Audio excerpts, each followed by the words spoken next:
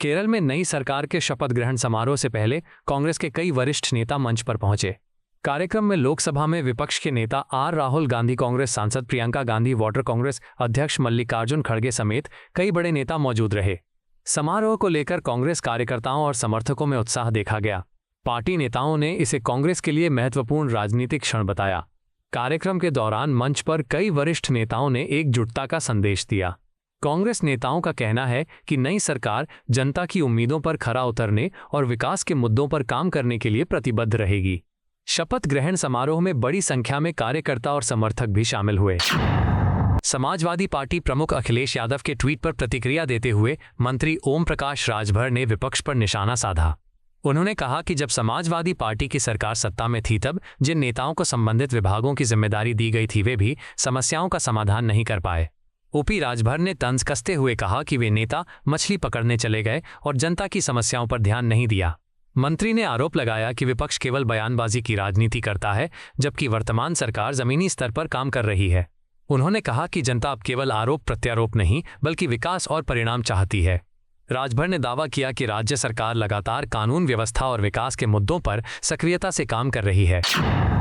बिहार में हाल ही में हुए एनकाउंटर मामलों पर मंत्री संतोष कुमार सुमन ने कहा कि राज्य में कानून का राज कायम है और सरकार अपराध के खिलाफ सख्त कार्रवाई कर रही है।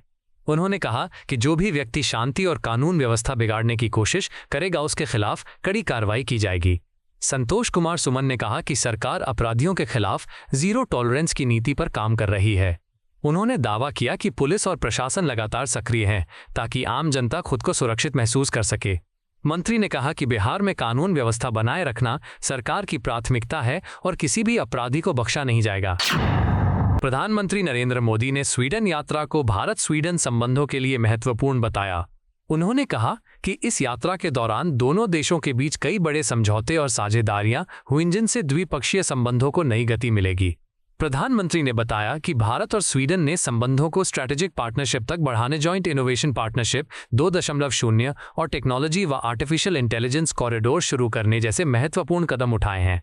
उन्होंने अगले 5 वर्षों में दोनों देशों के बीच व्यापार दोगुना करने का लक्ष्य भी तय किए जाने की जानकारी दी। पीएम मोदी ने कहा कि स्वीडन सरकार और वहां के प्रधानमंत्री उल्फ क्रिस्टसन के साथ बातचीत बेहद सकारात्मक रही। नई केरल सरकार के शपथ ग्रहण समारोह पर कांग्रेस नेता भूपेश बघेल ने कहा कि 10 वर्षों बाद कांग्रेस की सरकार बनने से पार्टी कार्यकर्ताओं में उत्साह है। उन्होंने कहा कि ये कांग्रेस के लिए बड़ा और महत्वपूर्ण दिन है। भूपेश बघेल ने कहा कि पूर्ण बहुमत के साथ सरकार बनने के कारण कांग्रेस के कई बड़े नेता कार्यक्रम में शामिल हो रहे हैं। उन्होंने बताया कि कांग्रेस अध्यक्ष मल्लिकार्जुन खड़गे, राहुल गांधी, प्रियंका गांधी और अन्य वरिष्ठ नेता समारोह में मौजूद रहेंगे। कांग्रेस नेता ने कहा कि जनता ने पार्टी पर भरोसा जताया है और नई सरकार लोगों की उम्मीदों पर खरा उतरने का प्रयास करेगी।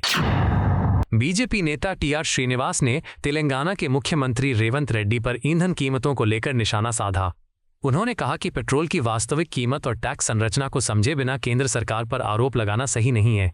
टीआर श्रीनिवास ने दावा किया कि तेलंगाना में पेट्रोल पर वैट और अतिरिक्त टैक्स काफ़ी ज़्यादा हैं। उन्होंने कहा कि अगर बेस प्राइस, सेंट्रल एक्साइज और डीलर कमीशन को जोड़ा जाए तो राज्य सरकार द्वारा लगाए गए टैक्स का बड़ा असर दिखाई देता है। भाजपा नेता ने आरोप लगाया कि राज्य सरकार जनता को पूरी सच्चाई नहीं बता रही। उन्होंने कहा कि वैश्विक ऊर्जा संकट के बावजूद केंद्र सरकार संतुलन बनाने की कोशिश कर रही है। बीजेपी के प्रदेश अध्यक्ष संजय सरावगी ने प्रधानमंत्री नरेंद्र मोदी की ऊर्जा बचत अपील का समर्थन किया। उन्होंने कहा कि प्रधानमंत्री ने वैश्विक संकट को देखते हुए देशवासियों से आयात आधारित खपत कम करने की अपील की थी, जिसके सकारात्मक परिणाम भी दिखाई दे रहे हैं। संजय सरावगी ने कहा कि कई राज्य सरकारों ने भी इस दिशा में कदम उठाने शुरू कर दिए हैं। उन्होंने बताया कि उन्होंने भाजपा कार्यकर्ताओं को पत्र लिखकर नेताओं के स्वागत में 4 पहिया वाहनों के कम इस्तेमाल की अपील की है। भाजपा नेता ने कहा कि ईंधन बचत और संसाधनों का जिम्मेदारी से इस्तेमाल वर्तमान समय की जरूरत है। ऑल इंडिया इमाम एसोसिएशन के अध्यक्ष मौलाना साजिद रशीदी ने भोजशाला कमल मौला मस्जिद मामले पर प्रतिक्रिया देते हुए कहा कि सरस्वती की मूल प्रतिमा फिलहाल लंदन में मौजूद है और यदि उसी को आधार बनाया जा रहा है तो पहले उसे भारत वापस लाया जाना चाहिए। उन्होंने कहा कि अदालत का फैसला एक तरफा प्रतीत होता है और मुस्लिम पक्ष इसे सुप्रीम कोर्ट में चुनौती देगा। मौलाना साजिद रशीदी ने विश्वास जताया कि सुप्रीम कोर्ट भविष्य में इस फैसले को पलट सकती है। उन्होंने कहा कि मुस्लिम समुदाय कानूनी प्रक्रिया के तहत अपना पक्ष रखेगा। रशीदी ने कहा कि धार्मिक विवादों को संवेदनशील तरीके से संभालना चाहिए ताकि समाज में तनाव न बढ़े।